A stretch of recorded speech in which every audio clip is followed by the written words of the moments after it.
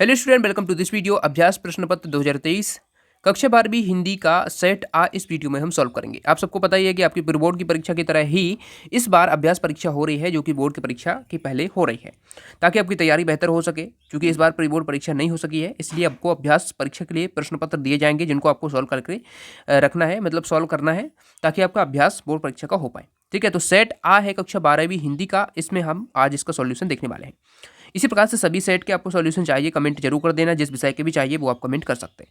चलिए पूरा देखते हैं। आप सबको पता है कि जो परीक्षाएं हैं वो आपकी शुरू हो चुकी हैं, अभ्यास परीक्षाएं। तो देखिए यहाँ पर देखिए, सही विकल्प का चयन करना है। पहला क्वेश्चन आपसे पूछा गया है, पतंग कविता इनमें से किसके लिए प्रसिद्ध है? तो यहाँ पर ऑप्शन पढ़ लीजिए। सही ऑप्शन में आपको बता देता हूँ, बिंब विधानों के लिए सही उत्तर हो जाएगा। देखिए, जो लोग ये मन में भ्रांतियां बनाए हुए हैं कि प्रश्न बैंक से पेपर नहीं आता है, तो इन अभ्यास सेट के जो पेपर हैं इनको आप मैच कर सकते हैं प्रश्न बैंक से, तो आप स्वयं ही समझ जाएंगे कि प्रश्न बैंक से कितना आना है।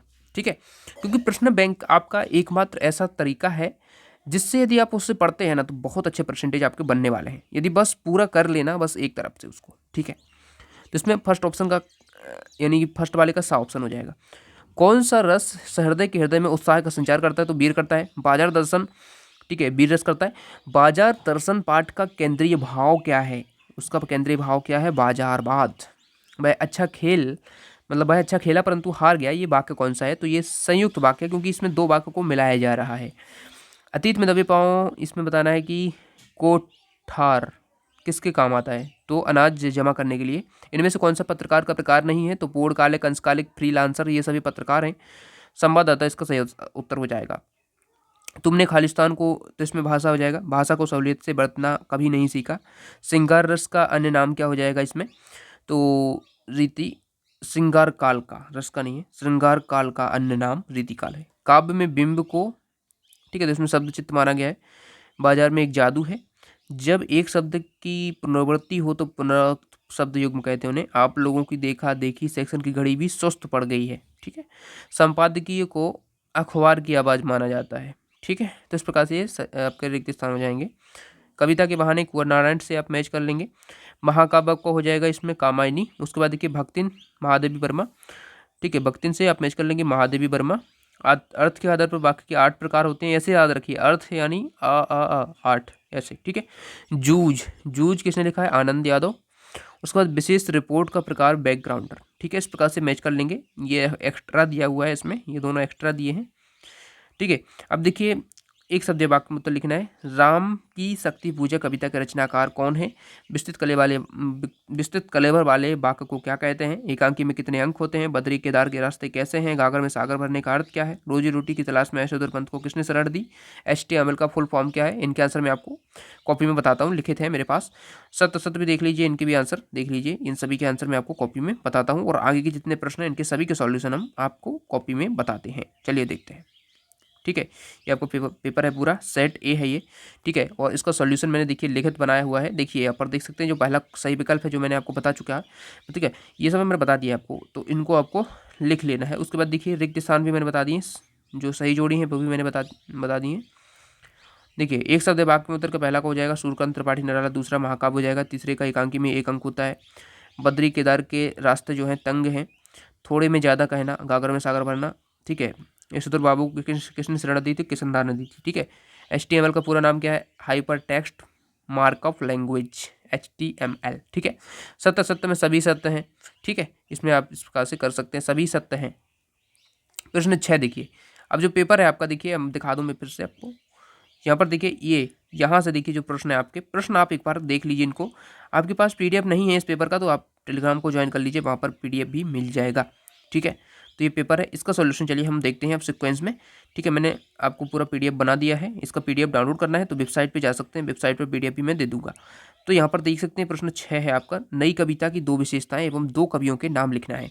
तो प्रश्न 6 है, इसका उत्तर यहाँ से लिखेंगे। नई कविता के, ये प्रश्न है आपका, इसका उत्तर यहाँ से लिखेंगे। नई कविता की विशेषता देखिए, पूरा प्रश्न बैंक में आपको मोस्टली क्वेश्चन, एक दो प्रश्न हैं जो कि प्रश्न बैंक के बाहर है, मैं खुद बता रहा हूँ आपको, लेकिन ज़्यादातर तो उसी से हैं, तो इसलिए प्रश्न बैंक को पहले करिए।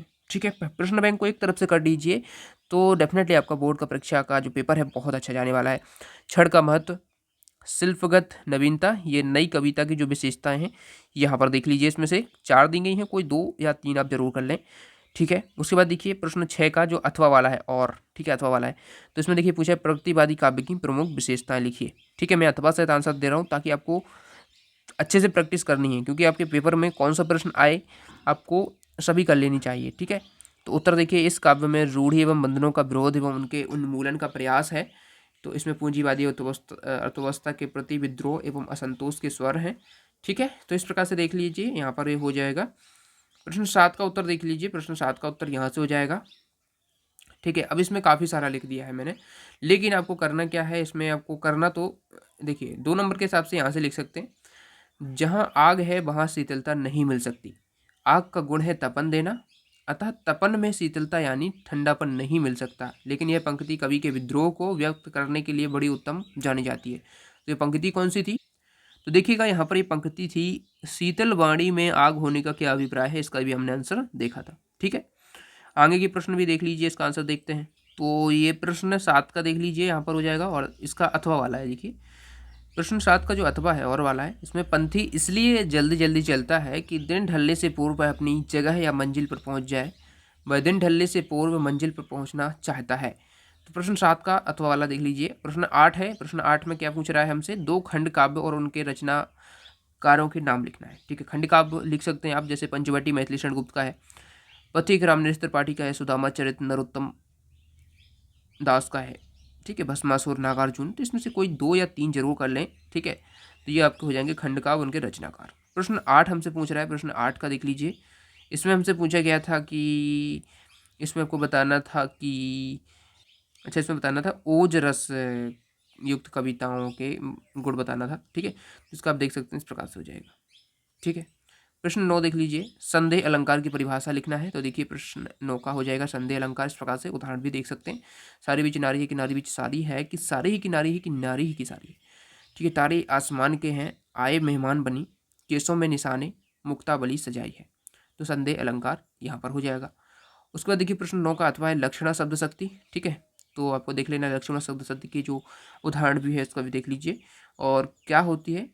ठीक है, ये हो जाएगा लक्षणा शब्द शक्ति। ठीक है, और देखिए बोर्ड परीक्षा के लिए इंपॉर्टेंट क्वेश्चन मैंने आपको प्रोवाइड करा रखे हैं, जो 6 के लिए मैंने प्रोवाइड कराए थे, वो आप देख सकते हैं। ठीक है, इसमें से जितने भी प्रश्न मैंने टिक करवाए थे, उसी में से आपके जो मॉडल प्रश्न पत्र हैं, मॉडल जो अभ्यास प्रश्न पत्र हैं आ रहे हैं, और इसी प्रकार से आपकी बोर्ड की परीक्षा में भी आएंगे। ठीक है, तो इसलिए आपको करना चाहिए इंपॉर्टेंट जो मैंने बता रखे हैं।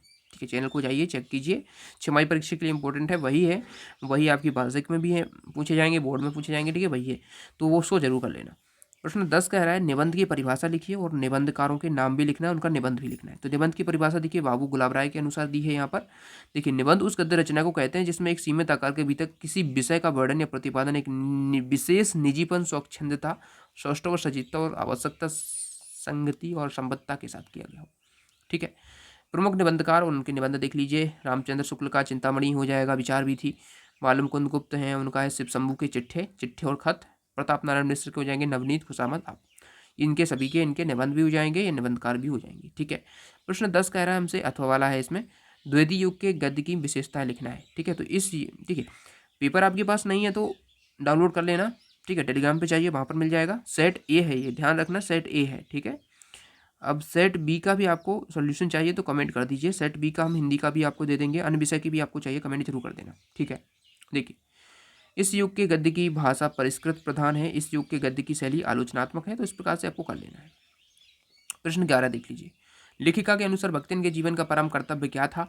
देखिए ये जो प्रश्न है पूरे प्रश्न बैंक में आपको मिल जाएंगे, ये प्रश्न बैंक के ही, और जो देखिए आप देख सकते हैं ये टिक लगा हुआ है ना, मैंने आपको 6 में बताए थे इंपॉर्टेंट, उन्हीं के टिक लगे हुए हैं पहले से। ठीक है, मैंने आपको टिक कराए थे ना, प्रश्न बैंक में बनाया था वीडियो, जिन लोगों ने देखा है तो उनको पता हुआ।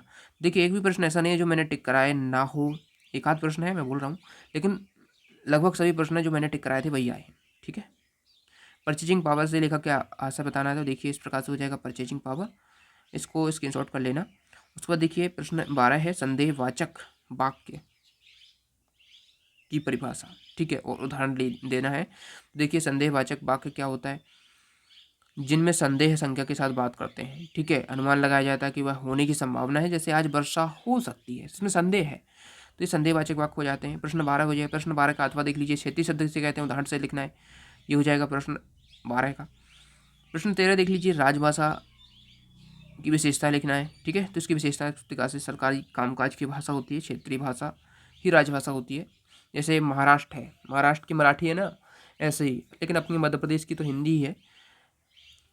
प्रश्न 13 देख लीजिए, राष्ट्रभाषा की विशेषता लिखना है। तो राष्ट्रभाषा की विशेषता इस प्रकार से लिख सकते हैं। प्रश्न 13 हो गया अथवा वाला। प्रश्न 14 देख लीजिए, मोहनजोदड़ो की सभ्यता को लो प्रोफाइल सभ्यता क्यों कहा जाता है। तो देखिए, लेखक ने मोहनजोदड़ो की सभ्यता को लो प्रोफाइल सभ्यता इसलिए कहा है क्योंकि संसार के अन्य स्थानों पर खुदाई करने के लिए राजतंत्र को प्रदर्शित करने वाले महल, धर्म की ताकत दिखाने वाले पूजा स्थल, मूर्तियाँ और प्रमाण मिले हैं। मोहनजोदड़ो में ऐसी कोई चीज़ नहीं मिलती है जो राजसत्ता धर्म के प्रभाव को दर्शाती है। ठीक है, तो लो प्रोफाइल इसलिए कहा है। प्रश्न 14 है, इसका अथवा देख लीजिए, जूझ कहानी के लेखक के जीवन संघर्ष के उन बिंदु पर प्रकाश डालना है जो आपके लिए प्रेरणादायी है। खेती के काम में जूझ, ठीक है, ये हो जाएगा। दूसरा, स्कूल में बच्चों से जूझ, पढ़ाई में जूझ, हर जगह जूझ। ठीक है, प्रश्न 15 देख लीजिए, संपादकीय लेखन क्या है। संपादकीय लेखन क्या है, ये आपसे पूछा है। तो देखिए, संपादकीय लेखन उत्तर यहाँ से लिखेंगे। संपादकीय पृष्ठ को समाचार पत्र में सबसे महत्वपूर्ण पृष्ठ माना जाता है। ठीक है, ये यहाँ से पूरा यहाँ तक हो जाएगा। ठीक है, ये आपका पूरा इतना हो जाएगा उत्तर। ठीक है, चलिए बढ़ते हैं। प्रश्न 15 का अथवा वाला है, इंटरनेट की प्रमुख सीमाएं अथवा उसके दोष लिखिए। इंटरनेट की प्रमुख दोष, समय की बर्बादी, इंटरनेट फ्री नहीं होता है, साथ ही इंटरनेट की लत और स्वास्थ्य प्रभाव, ईमेल की चोरी, पहचान की चोरी, धोखाधड़ी, ये सभी इनके यहाँ पर सीमाएं हैं, इसके दोष हैं। जिस प्रकार से हो जाएगा। ठीक है, अब देखिए, मैंने प्रश्न 15 तक आपको 2-2 नंबर वाले पूरे कंप्लीट करा दिए हैं, 1-1 नंबर वाले ऑब्जेक्टिव भी 32 करा दिए हैं। अब कुछ 3 नंबर के प्रश्न रह गए, 4 नंबर के मैं आपको पार्ट 2 में इसका सेट जो ए है, हमारा सेट ए है, सेट आ है, इसका पार्ट 2 भी बना दूंगा, उसको मैं आपको आगे के प्रश्न बता दूंगा। ठीक है, और अन्य सेट्स के भी मैं आपको आंसर बताने वाला हूँ। तो आप चैनल को सब्सक्राइब जरूर कर सकते हैं, साथ ही टेलीग्राम को ज्वाइन जरूर करें, वेबसाइट पर जा सकते हैं इसके PDF के लिए। थैंक्स फॉर वॉचिंग, मिलते हैं नेक्स्ट वीडियो में।